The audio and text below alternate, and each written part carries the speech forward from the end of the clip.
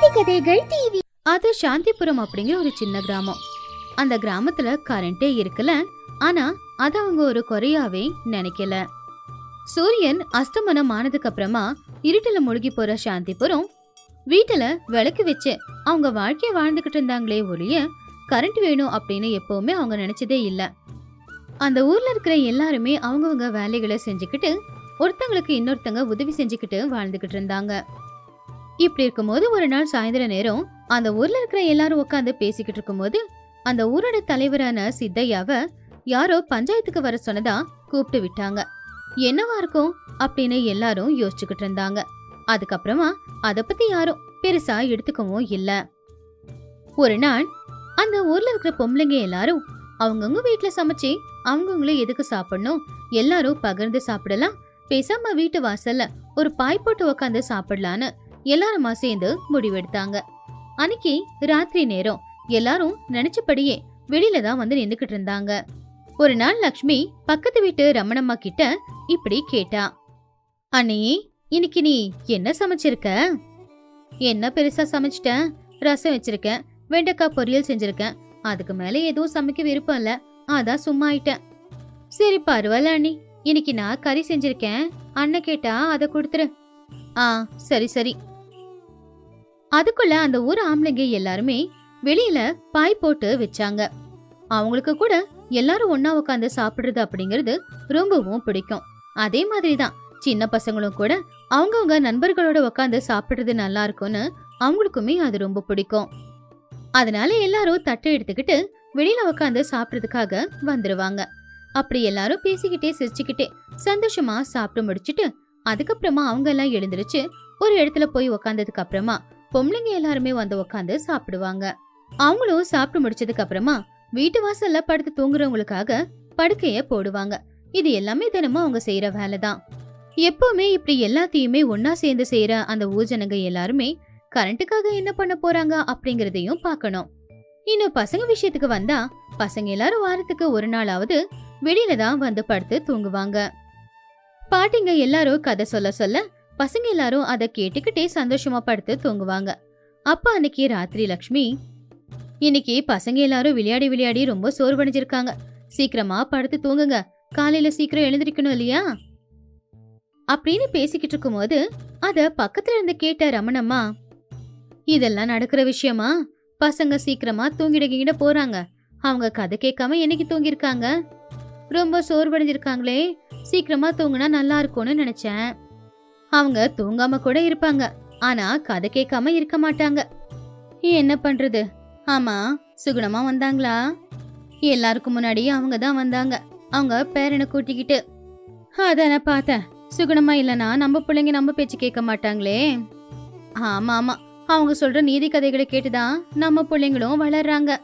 அப்பதான் வெளியில இருந்த பசங்க எல்லாருமே சுகுணமா கதை சொல்ல ஆரம்பிச்ச உடனே கவனமா கேட்க ஆரம்பிச்சாங்க. ஒரு காலத்துல அப்படின்னு சொல்லி அன்னைக்கு ஒரு புது கதைய சொல்ல ஆரம்பிச்சாங்க. பசங்களும் கேட்டுக்கிட்டு இருந்தாங்க. ஆம்பளைங்க எல்லாருமே படுக்கையில தலையணைய வச்சு எல்லாரும் படுத்து தூங்கிக்கிட்டு இருந்தாங்க. கொஞ்ச நேரத்துல பசங்க எல்லாரும் தூங்குனதுக்கு அப்புறமா சுகுணம்மா அவங்க வீட்டுக்கு போய் படுத்து தூங்குனாங்க. பொம்பளைங்க எல்லாரும் வேலையை முடிச்சிட்டு படுத்து தூங்குனாங்க. தினமும் அந்த ஊர்ல இதே மாதிரி தான் நடக்கும். சுகுணம்மா கதை சொல்லணும், பசங்க எல்லாரும் அதை கேட்டு தூங்கணும். அதுக்கப்புறமா பெரியவங்க எல்லாரும் அவங்கவுங்க வேலையை பார்த்துட்டு படுத்து தூங்கணும். அப்படி அடுத்த நாள் காலையில எல்லாரும் பஞ்சாயத்துல உட்காந்துக்கிட்டு இருக்கும்போது அந்த ஊரோட தலைவரை பஞ்சாயத்து ஆபீஸ்ல கூப்பிட்டாங்க அப்படின்னு ஒரு பையன் வந்து சொன்னான். அதனால அவரும் சரி அப்படின்னு பஞ்சாயத்துக்கு கிளம்பி போனாரு. போற வழியில எங்க பார்த்தாலும் கரண்ட் சம்பந்தப்பட்ட போஸ்டருங்க இருந்துச்சு. அப்ப ஒரு மனசுக்குள்ள மறுபடியும் ஆரம்பிச்சுட்டாங்களா அப்படின்னு நினைச்சாரு. இந்த வருஷத்துல 2 மாசங்களா இத பத்தி தான் பேச்சுவார்த்தை நடந்துகிட்டு இருந்துச்சு. சித்தையா அவருடைய மனசுக்குள்ள அதுக்குதான் கூப்பிடுறாங்க போல அப்படின்னு நினைச்சுக்கிட்டு போனாரு. பஞ்சாயத்து ஆபீஸ்க்கு போய் வண்டிய வெளியில நிப்பாட்டி உள்ள போய் அவரு ஒரு நாற்காலியில உக்காந்துக்கிட்டு இருந்தாரு. ஒரு 5 நிமிஷத்துக்கு அப்புறமா மேலதிகாரி கீழே வேலை செய்யற ஒரு அதிகாரி வந்து அவரை உள்ள கூட்டிக்கிட்டு போனா. அப்ப அவரு அவனை பார்த்து நான் யாருன்னு தெரியுமான்னு கேட்டப்போ, தெரியுங்க, சாந்திபுரத்தோட தலைவர் நீங்க தானே? ஓஹோ தெரியுமா அப்படின்னு சொல்லி தலைவர் உள்ள போனாரு. அப்ப பெரிய ஆபீசர் பார்த்து சிரிச்சு, வாங்க வாங்க ஐயா, வந்து உக்காருங்க. வணக்கங்க. கூப்பிட்டு அனுப்புனீங்களாமே, எதுனா பிரச்சனையா? பிரச்சனைன்னு ஒன்றும் இல்லைங்க. ஆனா அந்த ஆனாதான் என்ன? அது வந்துங்க, எங்க கமிட்டி மெம்பர்ஸ் எல்லாரும் சேர்ந்து ஒரு முடிவெடுத்திருக்கோம். என்ன முடிவு? எதை பத்தி? அதான், உங்க ஊருக்கு நாங்க கரண்ட் கொண்டு வரலான்னு முடிவு பண்ணியிருக்கோம். கரண்ட் கம்பெல்லாம் நட்டு கரண்ட் கொடுக்க போறோம். தலைவர் அதுக்கு எந்த ஒரு பதிலும் சொல்லாம அமைதியா தான் இருந்தாரு. கொஞ்ச நேரத்துக்கு அப்புறமா நல்லா யோசிச்சுட்டு, இப்ப எதுக்குங்க? ஏங்க என்னாச்சு? அது நல்ல விஷயம் தானே. உங்க ஊர்ல கரண்ட் இல்லாம சீக்கிரமா எல்லாரும் வேலையை முடிச்சிட்டு வெளிச்சத்திலேயே வீட்டுக்கு போறாங்களே, உங்களுக்கு அவசியம் தானே? தேவையான்னு கேட்டீங்கன்னா தேவைதான். ஆனா அந்த கரண்ட் இல்லாமலே எங்க வாழ்க்கையெல்லாம் நல்லா தான் இருக்கு. இன்னும் எத்தனை நாளைக்கு விளக்க வச்சுக்கிட்டே வாழலான்னு முடிவு பண்ணியிருக்கீங்க? வேலையெல்லாம் முடிஞ்சு போச்சு. உங்க கையெழுத்து மட்டும்தான் வேணும், போடுங்க. அப்படின்னு அவருடைய டேபிள்ல இருக்கிற காகிதத்தை தலைவர் பக்கமா திருப்பி வச்சாரு. ஒரு தடவை நான் ஊருக்காரங்க கிட்ட பேசிட்டு வந்து சொல்றேனே, அதுக்கெல்லாம் இப்ப நேரம் இல்லைங்க. ஏற்கனவே மந்திரி வேலையை சீக்கிரம் முடிக்க சொல்லிட்டாரு. நாங்க இப்ப வேலையை சீக்கிரம் முடிச்சாகணும். ஆனா என்கிட்ட இப்பதானே இதை நீங்க சொன்னீங்க. உண்மைதான், ஏதோ வேலை இருந்துச்சு, நான் மறந்துட்டேன். நீங்க கையெழுத்து போடுங்க. தலைவரும் வேற எதுவுமே செய்ய முடியாம கையெழுத்தும் போட்டாரு. அப்படி எல்லாமே முடிஞ்சதுக்கு அப்புறமா சரி நான் கிளம்புறேன்னு சொல்லி வெளியில வந்துட்டாரு. இதுவும் நல்ல விஷயம்தான். ராத்திரியிலையும் இனி நம்ம ஊரு வெளிச்சமா இருக்கும். காலம்லாம் மாறுது, நாமளும் மாறியாகணும். அப்படின்னு அங்கிருந்து வண்டி எடுத்துக்கிட்டு அவரு ஊருக்கு வந்தாரு. ஊர்ல பஞ்சாயத்துல தலைவர் போய் 1 மணி நேரம் ஆச்சே, இன்னும் வரலையே. அப்படின்னு சொல்லி அந்த ஊர் பெரிய மனுஷங்க எல்லாரும் பேசிக்கிட்டு இருந்தாங்க. ஆமால, இந்த விஷயத்த நான் மறந்தே போயிட்டேன். என்ன இருக்கும் தெரியலையே. அப்பதான் அந்த பக்கமா பள்ளிக்கூடத்துக்கு போகாம ஊர் சுத்திக்கிட்டு இருந்த தலைவரோட புள்ள சீனுவா அவங்க பார்த்தாங்க. டேய் சீனு, இங்க வா. ஐயோ கடவுளே, மாட்டிக்கிட்டனே. அப்படின்னு அவங்க பக்கத்துல போனா. சொல்லுங்க சித்தப்பா. பள்ளிக்கூடத்துக்கு போகல, உடம்பு முடியலன்னு போகல. ஆனா இங்க எதுக்கு சுத்திக்கிட்டு இருக்க? அம்மா ஏதோ வாங்கிட்டு வர சொன்னாங்க, அதான் வந்தேன். அவங்க அம்மாவுக்கு அவனா உயிர். உடம்பு முடியலன்னா அவனை கீழே கூட இறக்கி விட மாட்டாங்க. இந்த விஷயம் ஊர்ல எல்லாருக்கும் தெரியும். அவன் சொன்னது கேட்டு சிரிச்சுக்கிட்டே, சரி சரி, உங்க அப்பா வீட்டுக்கு வந்தாரா? தெரியலையே சித்தப்பா. அதாவது இல்ல சித்தப்பா, நான் அங்கிருந்து தானே வந்தேன். சரிடா சரிடா, போ போ, போய் விளையாடு. நீ பள்ளிக்கூடம் போகலன்னு புரியுது. அதை கேட்டு சீனுவும் சிரிச்சுக்கிட்டு அங்கிருந்து ஓடியே போயிட்டான். கொஞ்ச நேரத்துக்கு அப்புறமா ஊர் தலைவர் ஊருக்குள்ள வந்த உடனே தண்டோர போடுற சுந்தரத்துக்கிட்ட சொல்லி ஊஜனங்க எல்லாரையுமே பஞ்சாயத்துக்கு வர சொல்லி சொன்னாரு. அவனும் ஊரெல்லாம் தண்டோரா போட்டுக்கிட்டு இருந்தான். தலைவர் கிராமத்தை சேர்ந்த எல்லாரையும் பஞ்சாயத்துக்கு கூப்பிடுறாரு, எல்லாரும் வாங்க. ஒரு 1/4 மணி நேரத்துல ஊஜனங்க எல்லாருமே பஞ்சாயத்துக்கு வந்து சேர்ந்தாங்க. அப்ப தலைவர் நேரா அன்னைக்கு நடந்தது என்னன்னு சொன்னாரு. அதை கேட்டு எல்லாரும் ஒவ்வொரு விதமா பேச ஆரம்பிச்சாங்க. இத்தனை நாள் கரண்ட் இல்லாம எல்லாரும் ஒண்ணுமா சேர்ந்து சந்தோஷமா வாழ்ந்துகிட்டு இருந்தோம். இனி அப்படி இருக்க முடியாதோ அப்படின்னு கவலைப்பட்டாங்க. சில பேர் இனிமே வேலைகள் எல்லாம் சுலபமாயிடும் அப்படின்னு சந்தோஷப்பட்டுக்கிட்டு இருந்தாங்க. ஆனா சில பேர் இப்ப கரண்ட் வருது, நாளைக்கு போன் வந்துரும், அப்புறம் எது வேணும்னாலும் வரும், எல்லாருக்கும் மத்தியில தூரம் அதிகமாயிடும்னு கவலைப்பட்டாங்க. எல்லாம் இப்படி இருக்கும்போது பசங்க மட்டும் இனி ராத்திரியிலயும் ஒன்னா சேர்ந்து விளையாடலாம் அப்படின்னு சந்தோஷத்துல குதிச்சுக்கிட்டு இருந்தாங்க. அப்படி பஞ்சாயத்து முடிஞ்சதுக்கு அப்புறமா எல்லாருமே அவங்கவங்க வீட்டுக்கு போயிட்டாங்க. இப்படி சில நாட்களும் போச்சு. கரண்ட் கொண்டு வர வேலையும் ஊர்ல நடக்க ஆரம்பிச்சுது. எல்லா பொருட்களும் வந்துச்சு. அங்கங்க கம்பு நடுறதுக்கு பள்ளங்களும் தோண்ட ஆரம்பிச்சுட்டாங்க. ஒரு வாரமா இந்த வேலை ஊருக்குள்ள நடந்துகிட்டு தான் இருந்துச்சு. ஆனா ஊருக்காரங்க எல்லாம் இத பத்தி பெருசா எதுவும் எடுத்துக்கவே இல்ல. இப்படி 2-3 வாரத்துல கரண்ட்டும் போட்டாச்சு. பெருசா அதனால எந்த மாற்றமும் வரல. ஆனா வெளியில வந்து எல்லாரும் ஒன்னா படுத்து தூங்குற அந்த ஆட்களுடைய எண்ணிக்கை குறைஞ்சு போச்சு. சுகுணமாவும் கவலைதான் பட்டாங்க. ஆனா எப்பவுமே எல்லாமே ஒரே மாதிரி இருக்காதுன்னு சமாதானப்படுத்திக்கிட்டாங்க. ஒரு நாள் ரமணம்மாவோட வீட்டுக்கு சொந்தக்காரங்க வந்ததுனால கொஞ்சம் உதவி அவளுக்கு தேவைப்பட்டுச்சு. அன்னைக்கு எல்லாருமே ரமணம்மாவோட வீட்டுக்கு போய் அவங்களுக்கு உதவிய செஞ்சாங்க. அப்படி யாருக்காவது ஏதாவது உதவி தேவைப்பட்டா உதவி செய்யறது மட்டும் மாறவே இல்ல. அவங்களுக்குள்ள இருக்கிற அந்த ஒற்றுமை அப்படியே தான் இருந்துச்சு. ஒருத்தங்களுக்கு ஒருத்தங்க உதவி செஞ்சுக்கிட்டு சந்தோஷமா வாழ்ந்துகிட்டு இருந்தாங்க.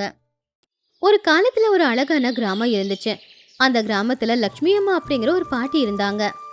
அந்த அம்மா மீன் பிடிச்சு அதை வித்து அவங்க வாழ்க்கைய வாழ்ந்துகிட்டு இருந்தாங்க. என்ன பாட்டி, கிளம்பிட்டியா? கோழி கூவுறதுக்கு முன்னாடியே எழுந்திருக்கிறல்ல.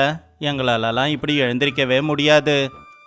நான் ஆத்துக்கு போய் மீனை பிடிச்சுக்கிட்டு வரலன்னா இந்த ஊர் ஜனங்க எல்லாரும் அதை ஒத்துப்பாங்களா சொல்லு?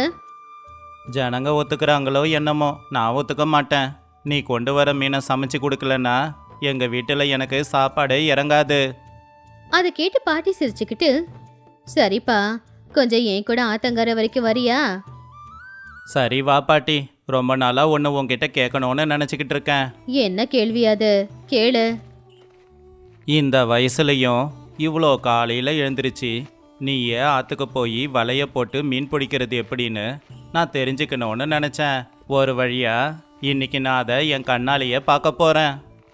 அப்படி லக்ஷ்மி பாட்டியும் ராமுவும் 2 பேருமே ஆத்தங்கரைக்கு போனாங்க. அப்ப பாட்டி ஆத்துல வலைய போட்டு, இந்த வயசுலயும் ஆத்துக்கு வந்து நான் மீன் பிடிச்சிட்டு போறேன்னா அதுக்கு நம்ம ஊர் ஜனங்க என் மேல வச்சிருக்கிற நம்பிக்கையும் பாசமும் தான்ப்பா காரணம். என்ன பாட்டி சொல்கிற?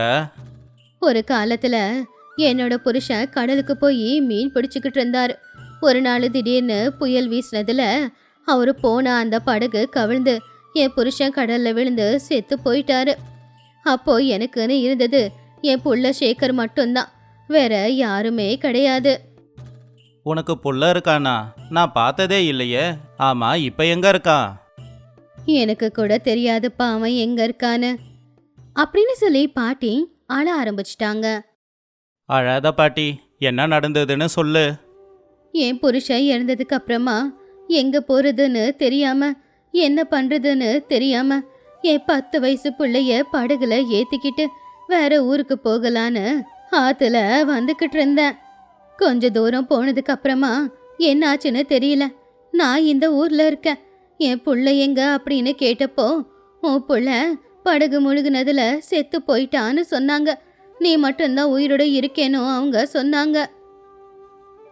அப்படின்னா அன்னைக்கு ராத்திரி நீங்கள் வந்த படகு முழுகி போயிடுச்சா? ஆமாப்பா, அதுதான் என் தலையெழுத்துன்னு நினச்சிக்கிட்டேன். ஆனா என் மனசு சொல்லுது என் புள்ள எங்கேயோ உயிரோட இருக்கான்னு. அவன் எங்க இருந்தாலும் எப்படி இருந்தாலும் என்னைக்காவது ஒரு நாள் என்னை பார்க்க வருவாங்கிற நம்பிக்கையோட வாழ்ந்துக்கிட்டு இருக்க. பாட்டி, நீ ஒன்றும் கவலைப்படாத, தைரியமாக இரு. இந்த ஊரில் இருக்கிற எல்லாருமே உனக்கு சொந்தக்காரங்க தானே. அப்பதான் அங்க வந்த தேவி, பாட்டி சீக்கிரமா வந்துட்டியா? நான் இன்னைக்கு உன் கூட வரலான்னு இருந்தேன்.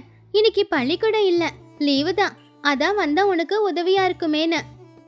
வலையில மாட்டின மீனுங்க மறுபடியும் ஆற்றுக்கு போகிறதுக்கு உதவி செய்ய போறியா என்ன? பாட்டிக்கு யார் உதவியும் தேவையில்லை, அவங்களே மீன் பிடிப்பாங்க. நீ கொஞ்சம் சும்மா இருடா, எப்ப பார்த்தாலும் அவகிட்ட விளையாடிக்கிட்டு. அப்படி மிரட்டி சொல்லு பாட்டி. இந்த வாய்க்கு ஒன்றும் குறைச்சல் இல்லை, பெரியவனாச்சேன்னு கூட மரியாதை இல்லை. ராமு சொன்னதை கேட்டு லக்ஷ்மி பாட்டி சிரிச்சாங்க. பாட்டி பாத்தியா, நீ சிரிச்சா எவ்வளோ அழகா இருக்கன்னு. இப்படியே சிரிச்சுக்கிட்டு இரு. உனக்கு உன் புருஷன் புள்ள இல்லைனாலும் இந்த ஊரில் எல்லாருமே இருக்காங்க. அது எனக்கு தெரியும்டா. சரி, இன்னைக்கு நான் வலைய போட்டுட்டா? நீ படிக்கிற புள்ளப்பா, நீ பிடிக்க வேண்டியது புத்தகத்தை, வலைய இல்ல. உனக்கு புரியுதா? நீ சொல்லிட்டல்ல, நல்லா படிக்கிறேன். இப்படி கொஞ்ச நாளுக்கு அப்புறமா ஒரு நாள் ராகவையா கிட்ட சீனோ, டே ராகவா, என்னடா அங்கே ஒரே கூட்டமாக இருக்கு. அப்படி அங்கே என்ன நடக்குது? அங்கே லக்ஷ்மி அம்மா மீன் விற்கிறாங்கடா. மீன் விற்கிற ஒரு பாட்டியை சுற்றி இத்தனை பேர் நின்று மீன் வாங்குறாங்களா? ரொம்ப ஆச்சரியமாக இருக்கேடா. அந்த பாட்டி விற்கிற மீன் எல்லாமே ரொம்ப சுத்தமாக இருக்கும்டா. நல்லா சுத்தம் பண்ணி கொடுப்பாங்க. மீனும் சுவையாக இருக்கும். அதனால் ஊர் ஜனங்க எல்லாருமே அந்த பாட்டி பிடிக்கிற மீனை தான் வாங்குவாங்க. அந்த பாட்டி மீன் பிடிக்கிறதுல ரொம்ப திறமையானவங்கடா. அவங்க கொடுக்குற மீனுங்களோட சுவையும் ரொம்ப நல்லா இருக்கும். அப்படியா? உண்மைதானா? எனக்கு ரொம்ப சந்தோஷமா இருக்கு. இந்த வயசுலயும் அந்த பாட்டி இவ்வளோ சுறுசுறுப்பாக மீன் பிடிக்கிறாங்கன்னா அது ஆச்சரியம்தான். அவங்க எப்போவுமே ரொம்ப சுறுசுறுப்பாகவும் ஆரோக்கியமாகவும் இருப்பாங்க. அவங்கள மாதிரி இருக்கணும்னு தான் எங்களுக்கு ஆசை. நாம் அந்த பாட்டி கையாலேயே பெரிய கடையை நடத்தினா எப்படி இருக்கும்? உனக்கு தெரியும்ல, பட்டணத்தை சேர்ந்தவங்க கிராமத்துக்கு வந்து மீன் வாங்கிக்கிட்டு போய் பட்டணத்தில் அதிக விலைக்கு விற்கிறாங்க. அவங்களுடைய தேவையை நாம பயன்படுத்திக்கலாம். அப்படி செய்யறதால கிராமத்துக்கு கூட வருமானமும் வரும். இது நல்ல யோசனை தாண்டா. இரு, லக்ஷ்மி அம்மா கிட்ட போய் பேசலாம். ராகவன் உடனே பாட்டி கிட்ட போய், பாட்டி, எப்படி இருக்கீங்க? கொஞ்சமாவது ஓய்வெடுக்கலாம்ல? உங்க உடம்பு என்னத்துக்காகிறது? எனக்கு என்னப்பா, நான் நல்லா தான் இருக்கேன். ஒருவேளை எனக்கு ஏதாவதுனா என்ன பாத்துக்க தான் இந்த ஊர்க்காரங்க எல்லாம் இருக்காங்களே. அதெல்லாம் எனக்கும் தெரியும் பாட்டி. சரி, பசிக்குது, சாப்பிட எதுனா கூட. ஆ சரி, உக்காரு. மீன் குழம்பு இருக்கு, சாப்பாடு போட்டு எடுத்துட்டு வரேன். ஆஹா, மீன் குழம்பு ரொம்ப அருமை. இன்னைக்கு ரொம்ப திருப்தியாவே சாப்பாடு சாப்பிட்டேன். இப்ப சொல்லு, என்ன விஷயமா வந்த? எப்பவும் வராத நீ இன்னைக்கு என்ன பார்க்க வந்திருக்கேனா? ஏதாவது காரணம் இருக்கணுமே.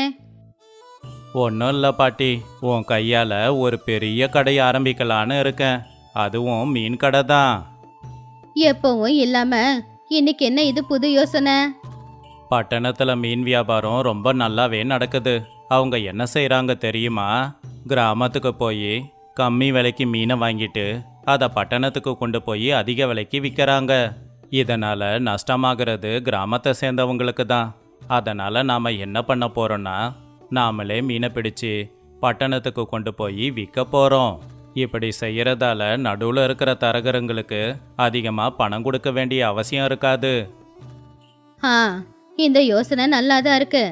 ஆனா என் மேல மொத்த பாரத்தையும் போட்டுட்டா என்னால எல்லாத்தையுமே செய்ய முடியுமா?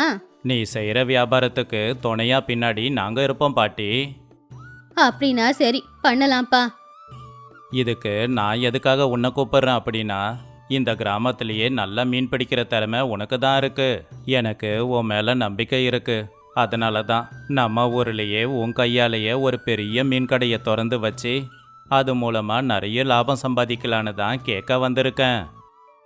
அப்படி ஒரு நாள் ஊஜனுங்க எல்லாரும் சேர்ந்து பாட்டி கையால ஒரு மீன் கடையை தொடங்குனாங்க. அந்த மீன் கடையில வியாபாரம் நல்லபடியா நடந்துச்சு. இப்படி இருக்கும்போது ஒரு நாள் மீனவத்துறை அதிகாரி ஒருத்தர் அங்க வந்தாரு. அதை பார்த்து ராமு பதட்டமா லக்ஷ்மி பாட்டி வீட்டுக்கு ஓடினான். பாட்டி, உன்னோட கதை முடிஞ்சது. என்ன ஆச்சுடா? ஏன் இவ்வளவு பதட்டமா சொல்லிக்கிட்டு இருக்க? எனக்கு ரொம்ப பயமா இருக்குடா. உன்னை பஞ்சாயத்துக்கு வர சொல்லியிருக்காங்க. அங்க உன்னோட கதை முடிஞ்சது.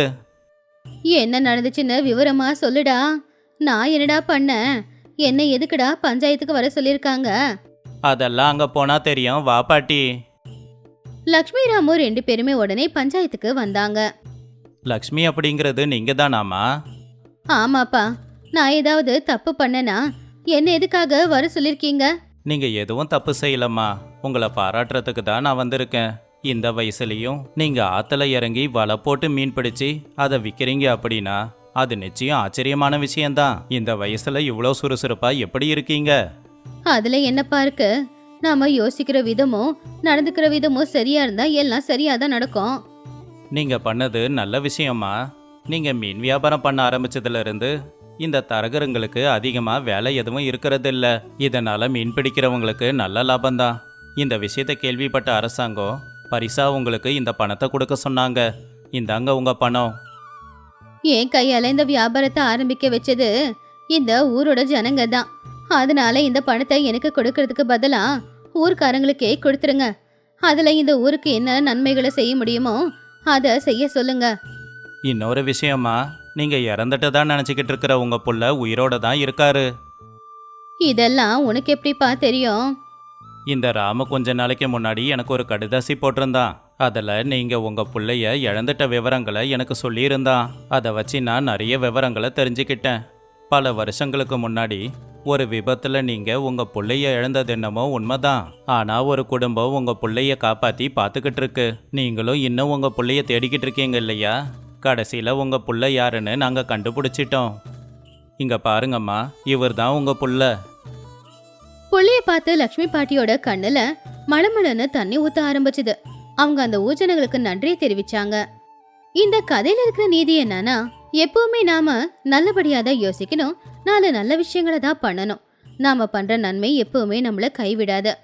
என்னைக்காவது ஒரு நாள் நாம செஞ்ச நல்லதுக்கான பலன் நம்மள தேடி வரும். அதுக்கான உதாரணம் தான் இந்த கதை. அண்ணே, இந்த வருஷம் ஸ்ரீராம நவமி வரப்போகுது. ஊர்ல இருக்கிற எல்லாரும் ஒண்ணா சேர்ந்து ஸ்ரீராம நவமி பண்டிகையை கொண்டாட போறாங்க.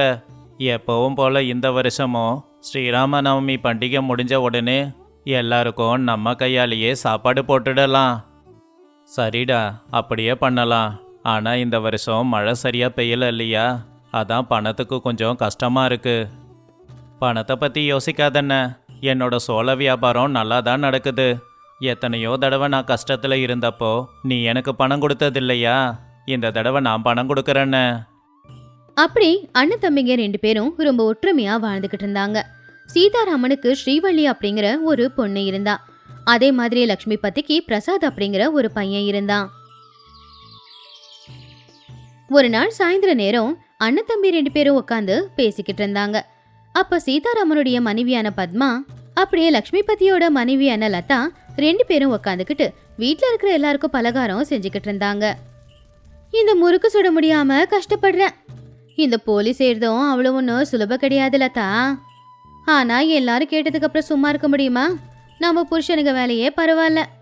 அண்ணன் தம்பி 2 பேரும் தினமும் சாயந்தர நேரம் உட்காந்துக்கிட்டு ஊர்ல நடக்கிற கதையெல்லாம் பேசிக்கிட்டு இருப்பாங்க. அண்ணன் என்ன சொன்னாலும் சரி, தம்பி அதை அப்படியே கேட்பாரு. அது என்னமோ உண்மைதாக்கா. ஏன்னா சின்ன வயசுலயே அப்பா அம்மா இறந்து போனாலும் மாமா தானே அவருடைய தம்பிய தூக்கி வளர்த்து நல்லபடியா ஒரு ஆளாக்கி விட்டுருக்காரு. அப்படி 2 பேரும் பேசிக்கிட்டு இருந்தாங்க. அன்னைக்கு சாயந்தர நேரம் சீதாராமனும் லக்ஷ்மி பத்தியும் அன்னதானத்தை பத்தி வீட்டு வாசல உட்காந்து பேசிக்கிட்டு இருந்தாங்க. பத்மா, இந்த வருஷம் நம்ம குடும்பத்து சார்பா ஸ்ரீராம நவமி பண்டிகைக்கு அன்னதானம் பண்ணலான்னு இருக்கோம். ஆமா லதா, இப்பதான் பூசாரிக்கிட்டையும் இதை சொல்லிட்டு வந்தோம். பணம் செலவாக போகுது அப்படின்னு தெரிஞ்ச உடனே பத்மாவுக்கு ரொம்பவும் கோவம் வந்துச்சு. ஒவ்வொரு வருஷமும் செஞ்சுக்கிட்டு இருக்கிறது தானே. இந்த ஒரு வருஷம் செய்யலனா என்ன ஆயிட போகுது? இந்த வருஷம் தான் விளைச்சல் சரியா வரலல்ல. அப்படி இருக்கும்போது இப்படி நீங்க தான தர்மம்னு பண்ணிக்கிட்டு போனீங்கன்னா வீட்டுல ஒரு பொட்டு பொண்ணு இருக்கா, அவளை படிக்க வைக்கணும், நாளைக்கு கல்யாணம் பண்ணி வைக்கணும். அதுக்கெல்லாம் என்ன பண்றதா? அண்ணி, நீங்க எதை நினைச்சு கவலைப்படாதீங்க. எல்லாம் நல்லபடியா நடக்கும். ஸ்ரீவல்லிக்கு இப்ப 5 வயசு தானே ஆகுது. அதுக்குள்ள ஏன் இவ்வளோ கவலை? நீங்க அப்படிதான் சொல்லுவீங்க மச்சினரே. நீங்க பெத்து வச்சிருக்கிறது ஒரு ஆம்பளை புள்ள. எங்களை மாதிரி செலவு உங்களுக்கு இருக்காதுல்ல. அட நீ வேறக்கா, இந்த காலத்துல ஆம்பளை புள்ள பொம்பளை புள்ளன்னு ஒன்றும் கிடையாது. 2 பேரையுமே படிக்க வைக்கலாம். நாளைக்கு 2 பேரும் படிச்சு நல்ல வேலையில சேர்ந்தாங்கன்னா குடும்பத்தை அவங்க நல்லபடியா பாத்துக்க போறாங்க. அதெல்லாம் முடியாதுமா. நான் என் பாப்பாவை பட்டணத்துக்கு கூட்டிட்டு போலான்னு இருக்கேன். அங்கதான் அவளை படிக்க வைக்க போறேன் அப்படின்னு சொல்லி பத்மா புருஷனை கோவமா முறைச்சா.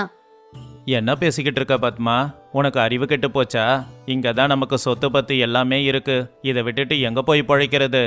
அதெல்லாம் எனக்கு தெரியாதுங்க. எனக்கு இந்த கிராமத்துல இருக்க சுத்தமா விருப்பமே இல்ல. சின்ன வியாபாரமாவது செஞ்சுக்கிட்டு பட்டணத்துல இருந்துக்கலாம். நான் சொல்றத நீங்க கேட்டுதான் ஆகணும். அது என் மேல சத்தியம். பொண்டாட்டி அவ்வளவு பெரிய வார்த்தைய சொன்ன உடனேயே சரி பத்மா, உன் விருப்பப்படியே நடக்கட்டும் அப்படின்னு சொல்லி கவலையா வீட்டுக்குள்ள போயிட்டான். இன்னொரு தடவை யோசிச்சு பாருங்க அண்ணி. பெத்த தாய் மாதிரி இருக்கிற ஊரை விட்டுட்டு போகணுமா? எங்க முடிவை நாங்க எடுத்துக்கிறோம் மச்சினரே. எங்க வயல் எல்லாத்தையுமே குத்தகைக்கு விடுங்க. ஒவ்வொரு வருஷமும் வர பணத்தை உங்க அண்ணனே வந்து நேரா வாங்கிப்பாரு அப்படின்னு சொல்லும்போது லக்ஷ்மி பத்தியும் லதாவும் ஏதோ சொல்ல வரும்போது கூட அதை கேட்காம பத்மா எழுந்திருச்சு போயிட்டா. பத்மா விருப்பப்பட்டபடியே சீதாராமனும் பத்மாவும் ஸ்ரீவல்லியை கூட்டிக்கிட்டு பட்டணத்துக்கு போயிட்டாங்க. அங்க ஸ்ரீவள்ளி பட்டணத்துல படிச்சுக்கிட்டு இருந்தா. பட்டணத்துல படிச்ச ஸ்ரீவள்ளி ரொம்ப பெரிய வேலையில சேர்ந்தா. ஆனா கிராமத்துல இருக்கிற சித்தப்பா பைய பிரசாத் படிப்பு சரியா வரலங்கிறதுனால அவன் அங்கேயே இருந்துகிட்டு விவசாயம் செஞ்சுக்கிட்டு இருந்தான். இப்படி இருக்கும்போது ஒரு நாள், பத்மா, நாம எல்லாரும் ஒண்ணா சேர்ந்து ஊருக்கு போய் பல வருஷங்கள் ஆயிடுச்சு. ஒவ்வொரு வருஷ பண்டிகைக்கும் நான் மட்டும்தான் ஊருக்கு போய் ஊர்ல எல்லாத்தையுமே பார்த்துட்டு வந்துகிட்டு இருக்கேன். நம்ம பொண்ணு ஸ்ரீவல்லிக்கு நம்ம ஊர் எதுன்னு கூட இப்ப தெரிய மாட்டேங்குது. இது போதும் பத்மா. இப்பதான் ஸ்ரீவல்லியோட படிப்பு முடிய போகுதில்ல. நாம எல்லாரும் மறுபடியும் நம்ம ஊருக்கே போயிடலாம். சும்மா இருங்க. நீங்க சொல்றது கேட்க சிரிப்பு வருது. என் பொண்ணு இப்போ ஒரு சயின்டிஸ்ட். அவ கிராமத்துல என்ன பண்ணுவா? அவ பட்டணத்துல இருந்தாதான் அவ வேலைக்கு நல்லது. அவளும் உங்கள மாதிரி தான் நம்ம ஊருக்கு போலான்னு சொல்லிக்கிட்டு இருக்கா. அவ மட்டும் இப்ப நீங்க பேசினதை கேட்டானா ஊருக்கு போய் ஆகணும்னு அடம் பிடிப்பா. அதுல எனக்கு சுத்தமா விருப்பமே இல்ல. உங்க ஆசைய உங்ககிட்டயே வச்சுக்கோங்க. என்னை மீறி என் பொண்ணை மட்டும் நீங்க கிராமத்துக்கு கூட்டிட்டு போகணும்னு நினைச்சீங்க, அதோட விளைவுகள் ரொம்ப பயங்கரமா இருக்கும், பாத்துக்கோங்க. இப்படி அப்பா அம்மா 2 பேரும் பேசிக்கிட்டு இருக்கிறத அவளுடைய அறையில இருந்து கேட்டுக்கிட்டு இருந்த ஸ்ரீவள்ளி அவங்க அம்மா சொன்னது கேட்டு ரொம்பவும் வருத்தப்பட்டா. இப்படியே நாட்களும் போச்சு. ஒரு நாள் ஸ்ரீவள்ளி அவங்க அப்பா அம்மா கிட்ட இப்படி சொன்னா, அப்பா அம்மா, நம்ம சொந்த ஊரோட பேர் என்ன? இப்ப அதெல்லாம் உனக்கு எதுக்குடி? நீ அமைதியா உன்னுடைய வேலையை பாருப்போ. அப்படி இல்லம்மா, இங்க கோபாலபுரம்னு ஒரு ஊர் இருக்காமா. அந்த ஊர்ல ஏதோ ரகசியம் இருக்கு. ஒரு 10 ஏக்கர் ஜமீன்ல ஏதோ கிரானைட் இருக்கு அப்படின்னு எங்க குழுவை சேர்ந்தவங்க சொல்லிக்கிட்டு இருந்தாங்க. கிரானைட் இருந்தா அந்த பூமியில விளைச்சல் விளையாது இல்லாமா? அப்படியெல்லாம் இல்லப்பா. மண்ணுல சத்து அதிகமா இருந்துச்சுன்னா அந்த மண்ணுலயும் ஏதாவது விளைச்சல் விளையத்தான் செய்யும். ஆனா என்னன்னு தெரியல, அந்த ஊர்க்காரங்க மட்டும் அந்த கிரானைட் இருக்கிற விஷயத்த மறைச்சு வச்சிருக்காங்க. இது எல்லாத்தையும் கேட்கும் போது எனக்கு ஒண்ணு புரியுது. நம்ம இடத்துல தான் இந்த கிரானைட்லாம் இருக்கணும். எப்படி இவங்க தான் பட்டணத்துக்கு போயிட்டாங்களேன்னு சொல்லி உங்க தம்பி தான் இத ரகசியமாவே வச்சிருக்காரு போல. என்ன பேசிக்கிட்டு இருக்க பத்மா? அவன் அப்படிப்பட்டவன் இல்ல. என்ன இல்ல, நம்ம வயல உங்க தம்பி புள்ள பிரசாத் தானே விவசாயம் செஞ்சுக்கிட்டு இருக்கான். அந்த விஷயம் அவனுக்கு தெரியாதா? அவன் ஒவ்வொரு வருஷமும் நம்ம வயல்ல சரியா விளைச்சல் விளைய மாட்டேங்குதுன்னு சொல்லும்போது அவன் பொய் சொல்றான் போல, கொஞ்சம் பணத்தை அவன் அமுக்கிக்கிறான் போல அப்படின்னு நினைச்சேன். இப்பதானே தெரியுது அங்க கிரானைட் இருக்கிற விஷயம். இங்க பாருங்க, இப்பவே போய் என்னன்னு ஒரு வார்த்தை கேட்டுதான் ஆகணும். சண்டை போட்டாலாவது கேட்கணும். அப்படி பண்ண அரசாங்கத்தை சேர்ந்தவங்க கிரானைட்டை மட்டும் இல்லம்மா, நம்ம வயலையும் அவங்களே எடுத்துப்பாங்க. அதனால இத பத்தி நம்ம எதுவும் பேசாம கொஞ்ச நாள் நம்ம ஊர்ல தங்கியிருந்து இது உண்மையா அப்படின்னு தெரிஞ்சுக்கணும். சரி, அப்படின்னா இப்பவே ஊருக்கு கிளம்பலாம் வாங்க. இப்ப இருட்டாயிடுச்சுல்ல, நாளைக்கு காலையில கிளம்பலாம் அப்படின்னு சொல்லி அடுத்த நாள் காலையில அவங்க எல்லாருமா சேர்ந்து கோபாலபுரத்துக்கு போனாங்க. அப்படி போன உடனே பத்மா பிரசாத் கிட்ட இப்படி கேட்டா, என்னடா பிரசாத், உன் விவசாயம்லாம் எப்படி போய்கிட்டு இருக்க? நல்லா தான் போய்கிட்டு இருக்கு பெரியம்மா. பின்ன எப்பவுமே கொஞ்சமாதான் விளைச்சல் விளையுதுன்னு சொல்லி கொஞ்சம் பணத்தை தான் உங்க பெரியப்பா கிட்ட நீ கொடுத்துக்கிட்டு இருக்க. உடனே பிரசாத் அவங்க அப்பா அம்மாவை பார்த்து ஏதோ மறைக்கிறவ மாதிரி முகத்தை வச்சுக்கிட்டு இப்படி சொன்னா, சரி பெரியம்மா, எனக்கு கொஞ்சம் வேலை இருக்கு, நான் வெளியில போயிட்டு வரேன். அக்கா, நீயும் என் கூட வா, ஊரை சுத்தி காட்டுறேன் அப்படின்னு பிரசாத் அவனுடைய அக்காவை கூப்பிட்டுக்கிட்டு வயல் கிட்ட போனான். அந்த நேரத்துல வீட்டுல பத்மா லதா கிட்ட இப்படி பேசிக்கிட்டு இருந்தா. லதா, நம்ம ஊர்ல என்ன நடக்குதுன்னு கூடவா உனக்கு இன்னும் தெரியல? நம்ம ஊர்ல யார் வயல்லையோ கிரானைட் இருக்காமே. அப்படியா? எனக்கு அதெல்லாம் தெரியாதுக்கா. சரி, உனக்கு பிடிக்குமேனு பலகாரம் செஞ்சு வச்சிருக்கேன், வா வந்து சாப்பிடு. அப்படி கொஞ்ச நாள் வரைக்கும் பத்மா யாருக்கிட்ட கேட்டாலும் அவங்க தெரியாது அப்படின்னு தான் சொல்லிக்கிட்டு இருந்தாங்க. அந்த குடும்பத்தை சேர்ந்தவங்க மட்டும் இல்லாம ஊர்ல தெரிஞ்சவங்க எல்லார்கிட்டயும் பத்மா கேட்டுக்கிட்டு இருந்தா. ஆனா யாருமே எங்களுக்கு எந்த விஷயமும் தெரியாதுன்னு தான் சொல்லிக்கிட்டு இருந்தாங்க. அதனால பத்மா யோசிக்க ஆரம்பிச்சா. என்னங்க, உண்மையிலே இந்த ஊர்ல என்னமோ நடக்குது. எல்லாரும் நம்ம கிட்ட இருந்து ஏதோ மறைக்கிறாங்க. உங்க தம்பி குடும்பம் தான்னு பார்த்தா ஊருக்குள்ள யார்கிட்ட போய் இந்த கிரானைட்டை பத்தி கேட்டாலும் தெரியாதுன்னு சொல்றாங்க, பேச்ச மாத்துறாங்க. உன்னை மட்டும் சொல்றேன் கேளு, என் தம்பி குடும்பம் இல்லாம இந்த ஊர்ல இருக்கிற எல்லாமே என் குடும்பம்தான். நான் தலை குனிகிற மாதிரி எந்த ஒரு காரியமும் அவங்க செய்ய மாட்டாங்க. எனக்கு எதனா அநியாயம் நடந்தா நான் கூட விட்டு வைப்பேன், ஆனா அவங்க விட மாட்டாங்க. நீ கொஞ்சம் அமைதியா இரு. அப்புறம் அந்த ரகசியத்தை பத்தி கேக்குறியா? காலமே நமக்கு சரியான பதிலையும் கொடுக்கும். அப்படி அவங்க 2 பேரும் பேசிக்கிட்டு இருந்தாங்க. அடுத்த நாள் காலையில ஸ்ரீவள்ளி இப்படி சொன்னா, அப்பா, சித்தப்பா, உங்ககிட்ட ஒரு முக்கியமான விஷயம் சொல்லணும். இந்த தடவை ஊர் தலைவர் பதவிக்கு நானும் போட்டியிடலான்னு இருக்கேன். அம்மாடி, இந்த ஊர்ல நடக்கிற எதுவுமே உனக்கு தெரியாதும்மா. இந்த போட்டியில கலந்துக்கிறது உனக்கு ரொம்ப பெரிய ஆபத்தாயிடும். டே தம்பி, என் பொண்ணு ஸ்ரீவள்ளிய பத்தி என்ன நினைச்சுக்கிட்டு இருக்க? அவ ரொம்ப தைரியசாலி பொண்ணு. இங்க பாருமா, உனக்கு என்ன விருப்பமோ அதை செய். அப்படி தன்னுடைய தம்பி, அப்பா, சித்தப்பாவோட உதவியால ஸ்ரீவள்ளி அந்த கோபாலபுரத்துக்கு தலைவியா ஆனா. அப்படி தலைவியா ஆனதுக்கு அப்புறமா ஸ்ரீவள்ளி ஜனங்க கிட்ட இப்படி சொன்னா, இந்த ஊர்ல கடந்த சில நாட்களா என்ன நடக்குதுன்னு எனக்கு நல்லாவே தெரியும். இந்த ஊருக்கு இதுக்கு முன்னாடி தலைவரா இருந்தவரு உங்க எல்லாரையுமே ஏமாத்தி அரசாங்கத்தோட பேரை சொல்லி உங்க பூமிகளை அவரு கொள்ளையடிக்கலாம் அப்படின்னு பாத்துக்கிட்டு இருந்தாரு. இந்த விஷயத்தை தெரிஞ்சுக்கிட்டு என் தம்பி மாதிரி யாராவது கேள்வி கேட்டா கேள்வி கேட்கறவங்கள கொன்னுடுவேன் அப்படின்னு அந்த ஆளு மிரட்டிக்கிட்டு இருந்தான்.